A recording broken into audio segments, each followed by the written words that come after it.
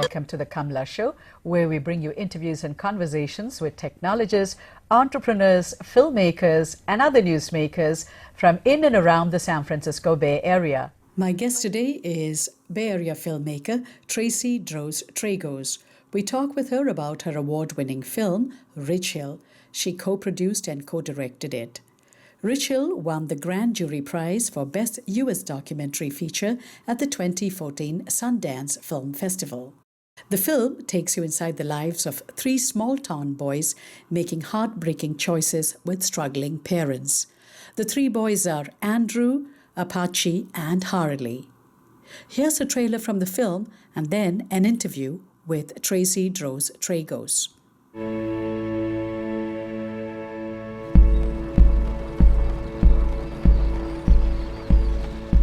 People walk past us with their nose 50 miles in the air, acting like they're better than us. And I don't fall for that. We're not trash. We're good people.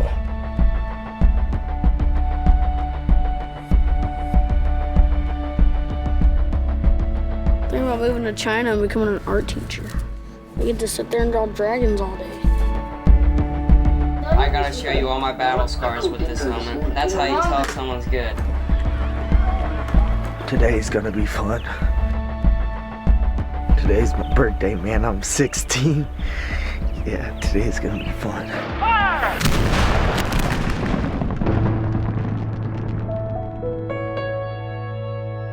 Right now, my mom's in prison. No, I don't have a girlfriend yet. Big capital letters. Love ya, from Harley.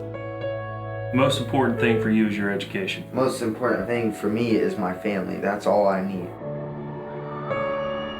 My dad left when I was 6. Just walked out. Didn't even say bye. I mean, I know I wouldn't be able to live without my parents. I really do love my mom and my dad and my sister.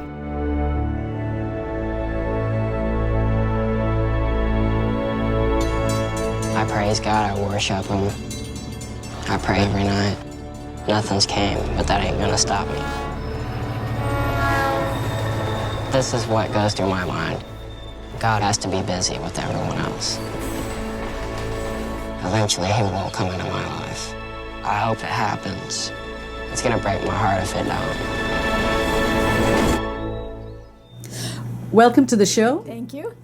So, Tracy Droz Tragos, you are the co-producer and co-director of Rich Hill, a documentary that you made, and it won the Best Documentary at this year's Sundance Film Festival. Tell us about Rich Hill. Well, Rich Hill is my family hometown. It's where my father grew up and where I spent every summer. And, when school was out, I would go to Rich Hill to be with my grandparents, who were like surrogate parents to me. So personally, it's a place that I love very much. But it's a small town, 1,300 people, and there's not a lot of industry. And over the years, it's become an increasingly hard place to live. And this is in Missouri. It's in southwest Missouri. It's about an hour and a half south of Kansas City. Okay. And Missouri is how it was known in the old days, I guess. Well, people pronounce it both ways. I think some that are closer to St. Louis sometimes say Missouri, but all my family says Missouri, so I think it both ways. So, and Missouri has been in the news for very tragic reasons. Yes. Did you ever go up to Ferguson?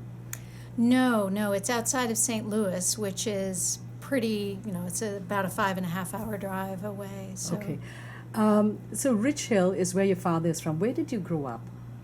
I grew up in Oakland, California. You grew up here? Mm-hmm, Oh, I did. okay. I didn't know that. Yeah. So you grew up in Oakland. And what was it like for you to go from Oakland to Rich Hill? It was very strange. In some ways, I felt like an outsider in both places. I loved Rich Hill. I loved the country, and I loved the rural lifestyle.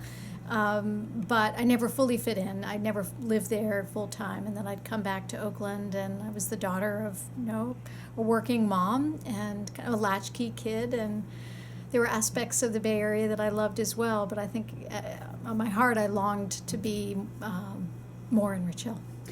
Was there poverty even when you were a kid and visiting Rich Hill? There was, but less so. I mean, my grandparents were lucky that they had government jobs. My grandmother was a teacher and my grandfather was a mail carrier.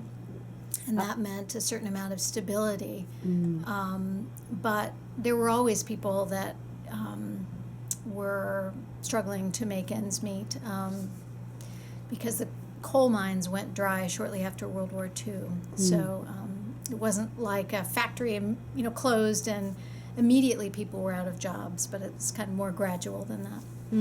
So this documentary, Rich Hill, is about 3 teenagers that you're tracking in cinema verite style, which is the realistic style. And we meet 3 young kids. Tell us about these 3 kids and how you came to choose them. There is Andrew, I believe he's the oldest of the 3. Actually, Harley's the oldest. Harley, okay. Yeah, but we met Andrew in the park. Andrew was kind of acting like the tough guy and at a picnic table with some other kids, and I think we were really struck when we went home with him and met his family and saw the love and the warmth that they had for each other. And we were really drawn to tell his story. I mean, in going home with them, we also saw how little they had. Their home was very spare, and they were surviving on not very much, but they were still very optimistic and loving, and it was very striking. We met Appachey, the youngest in school in gym class, and we were just drawn to him because of his intelligence. There was a way that he spoke that was really smart and soulful, but he was also clearly struggling. It was winter, and he wasn't wearing enough clothes, and his face was chapped, and had a hard time maintaining eye contact. And he wanted to talk to us, but was also I don't know, a bit reserved, and we wanted to continue to have a conversation with him, and we're drawn to him. And then there's Harley, who you mentioned as the oldest. Yes, Harley is the oldest, and we met him. We were in his home talking to other members of his family. He lives with 8 members of his extended family. His grandmother, we call her Saint Betty. She's an amazing woman and supports everyone on her salary, working as a nurse's aide for $8 an hour. But Harley was asleep on the couch. That's his bed. And we woke him up and started talking to him and heard about his mom and his story, and wanted to keep talking to him. We were also so impressed by his sense of humor. The couple of things that strikes you when you see the documentary is how young these kids are and they're smoking. Did you ever wonder how come, a 12-year-old to smoke along with his mother? Did the mother not say don't smoke? I mean, I don't want to sound moralistic or anything, but I'm just concerned as a human being. Yes. No, I understand, and I think it's something that rightfully, comes up. I mean, I certainly don't. I think there are probably a lot of 12-year-olds that may, not smoke perhaps as much as him, but, there's so much secondhand smoke, and it's such a culture of smoking that I think it was somewhat inevitable that he... But he's smoking and drinking Coke or some kind of a fizzy drink. So how does that happen? Did you ever... You can see I'm clearly stumped. Yeah. I'm stumped. I talked to him about it, and I said, I don't, you shouldn't smoke. I don't think you should smoke. Smoking's not healthy. He wants to visit me in California, and I said, my home is open to you, but you can't smoke when you come to my home, so you have to quit smoking. I mean, it's tough. He is addicted, and probably was addicted, before he started smoking himself because his mother smokes. At the same time, I hope people can see past some of that, because I do feel like, that may not be,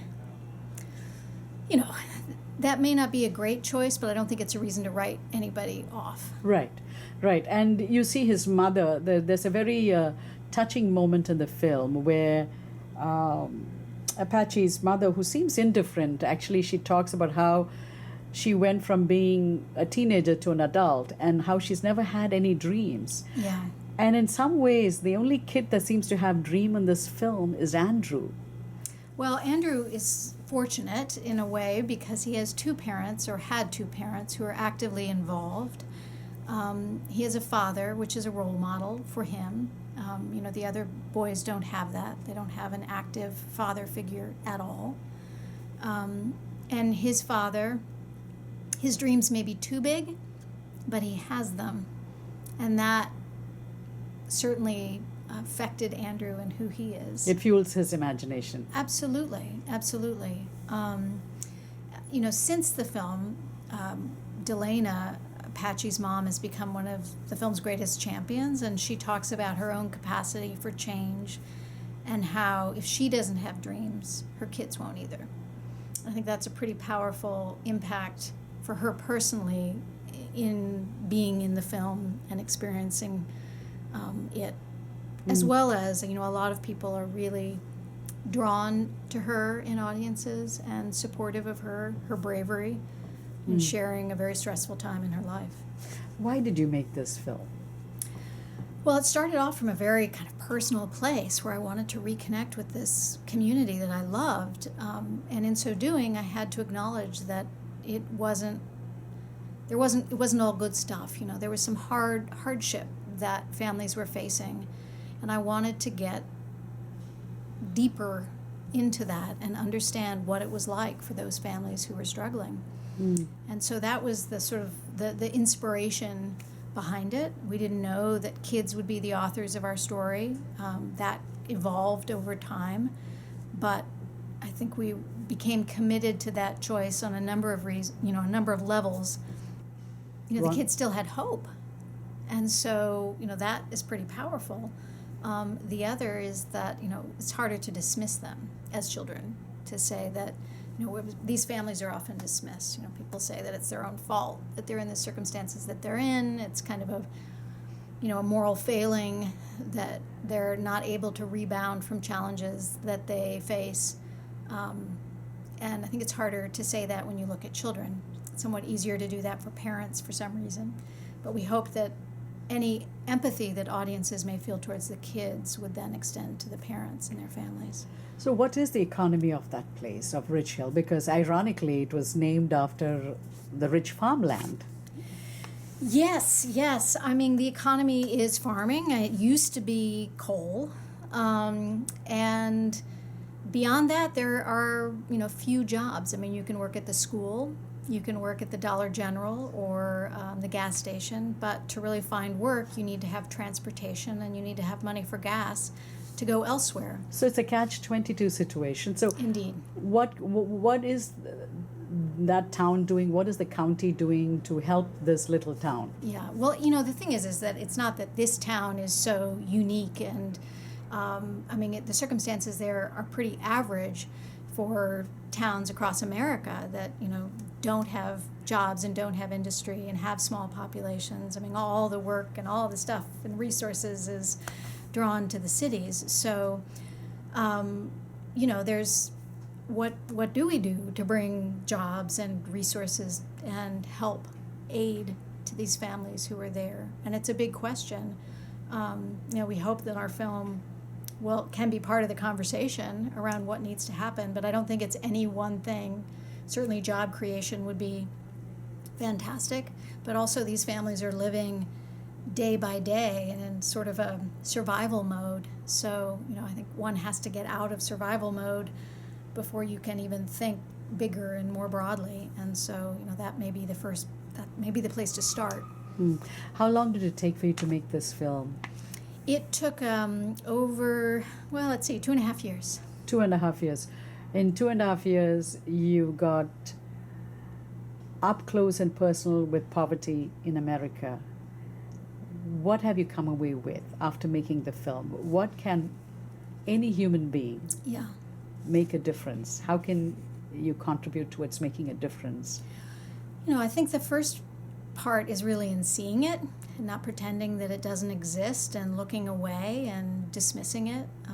We hope that our film people would respond to it from an emotional place and really feel a connection with families that they might otherwise not feel a connection with. And I think that's a good place for it to start, which is in really seeing that there is poverty. The people that may be in it are not bad people, are not morally corrupt, that there is potential, that there are kids, and that there is great potential. And so to not lose sight of that and write anybody off. Tracy, thank you so much for talking to us. Of course, thank you.